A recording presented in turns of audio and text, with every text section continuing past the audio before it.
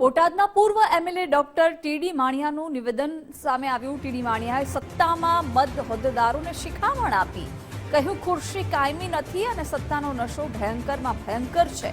Drugs દારૂ કરતા ભયંકરમાં ભયંકર હોય તો તે સત્તાનો નશો છે। આપણે જે હોદ્દાઓ પર છીએ તે કાર્યકરોની મહેનતથી છીએ। વહાલા દવાલાની નીતિ ન હોવી જોઈએ અને ગ્રુપવાદ ન કરવો।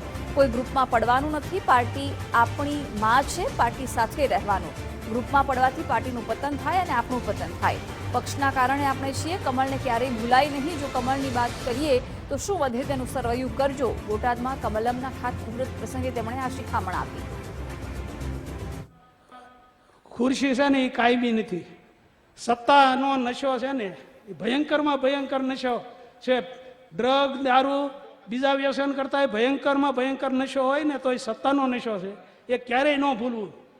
બીજું, જે કંઈ આપણે બેઠા છીએ હોદ્દા પર અત્યારે, એ કાર્યકરોના મહેનતથી બેઠા છીએ, એ પણ ક્યારેય ન ભૂલવું। આપણે જશ, કારણ કે આપણને બેસાડનારને ક્યારેય ભૂલતા નહીં। હું ક્યારેય હજી નથી ભૂલ્યો કોઈને।